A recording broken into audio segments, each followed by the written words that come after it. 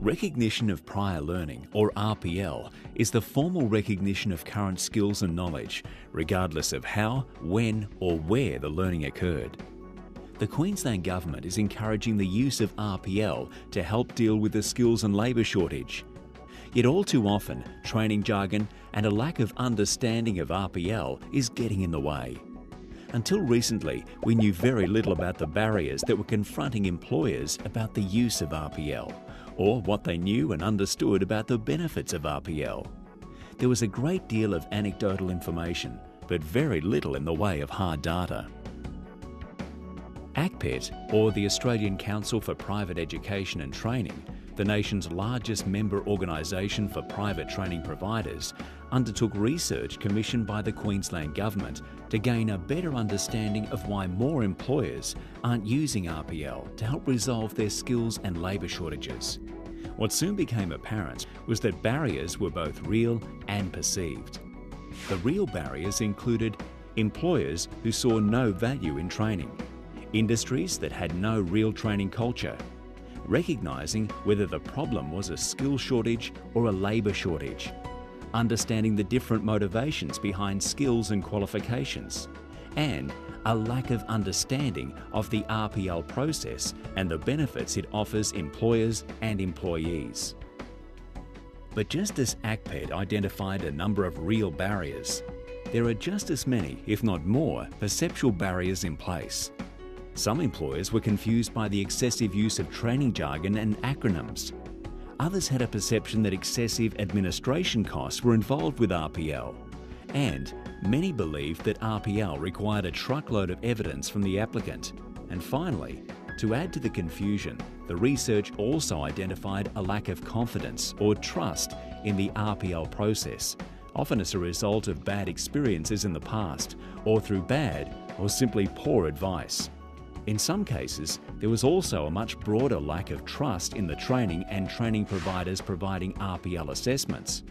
Yet, when used correctly, the opportunities for RPL are hard-nosed and real. RPL enables employers to identify current skills and skills gaps in order to target training investment, increase productivity and improve business reputation. RPL allows companies to engage in a greater variety of work, or to expand into new markets, meet business objectives faster, increase employee motivation and retention, and give recognition to internal training. The most fundamental barrier to effective RPL is the low importance many employers still place on training. They identify training as a cost, not an investment. Fortunately, this isn't always the case. We asked a number of ACPET members how their clients benefited from RPL. Larry Stinson, National Trading Coordinator for Crane Distribution, explained how RPL fitted into the training mix for TradeLink. We use the RPL process to assess people who are coming into our business with previous experience in other businesses, or a collection of experience that they've got from other jobs in similar businesses over their lifetime. We also use it to recognise the skills that are obtained in an informal manner through working, the incidental learning that goes on through working in our branches. And we use RPL processes to identify those. We also use RPL processes to recognise some of the formal training that TradeLink conducts in order to give it the validation or the accreditation that comes from working with a registered training organisation. The skills and labour shortage emerged as a key driver in changing attitudes towards training. Brett Dale, Managing Director of MTA Institute in Brisbane, helped us understand some of the tangible benefits of RPL in regards to skill shortages. There's been a number of people in industry that are unskilled and never sought to obtain a qualification. These individuals are in fact some of our best technicians in industry. We were approached by a business that had a lot of experienced staff on board. They wanted to take up 2 additional apprentices. However, due to funding criteria, not having qualified persons on staff made them not eligible for the funding.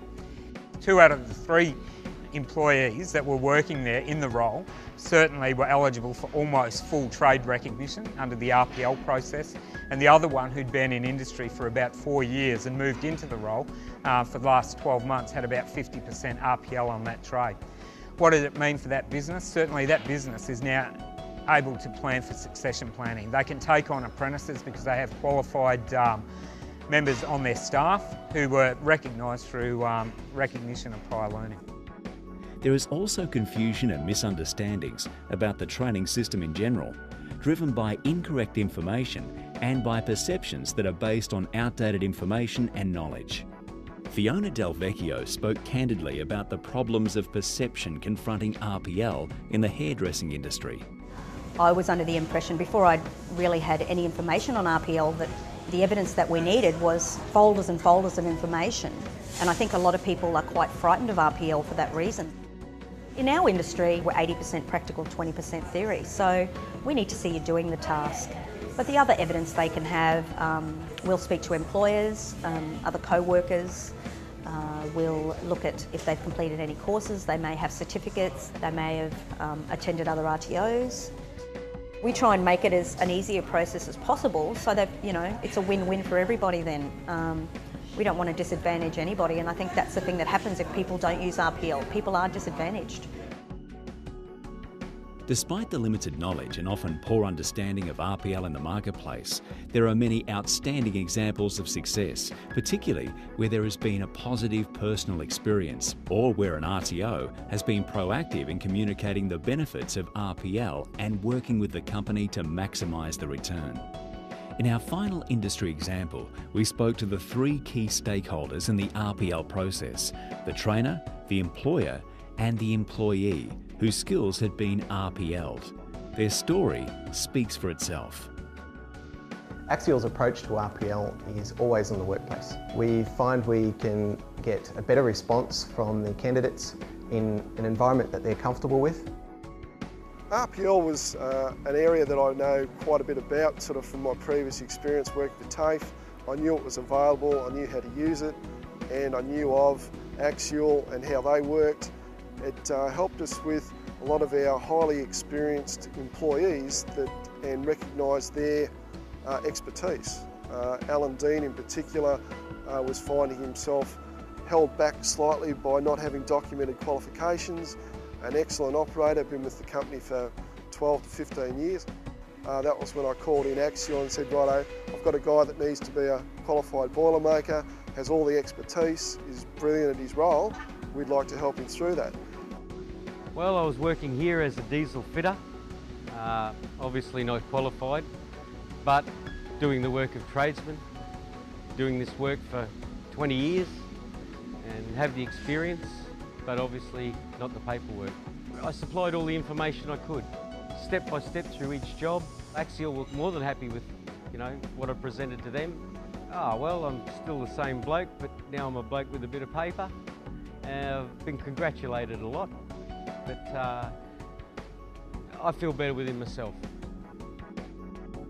What has become very clear is that RPL is most effective when 3 constants exist in the marketplace.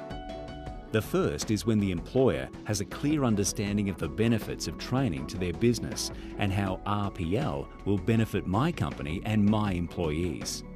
The second is a specific market opportunity that can focus the industry on the opportunity provided by RPL, but it could be something as simple as the regulatory requirement of the industry. The third constant is focused entirely on the registered training provider, or RTO. The RTO must gain the trust of the customer, even when the customer has only limited knowledge of the training industry. The relationship must be built on the return represented by an investment in training. The RTO must use language reflecting the employer's needs and circumstances, not the RTO's, the training industries, or the government's training agenda. And without question, the RTO must understand all aspects of the training package relevant to the industry they're dealing with and be able to demonstrate that knowledge and understanding to the complete satisfaction of the customer. Finally, the RTO must understand and manage the level of risk associated with the RPL process within the specific industry. Just as we know there are barriers to RPL, we also know there are real benefits for industry if RPL is used correctly. The message ACPET is constantly relaying to our members is that RPL is an important assessment tool with the capacity to add significant value to their clients' businesses. The barriers are mostly perceptual, the jargon, the perceptions of excessive costs, and the myth that there are onerous evidence demands.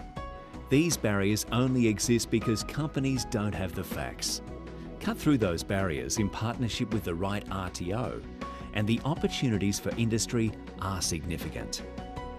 For more information or to receive a list of preferred providers of RPL, please contact ACPET.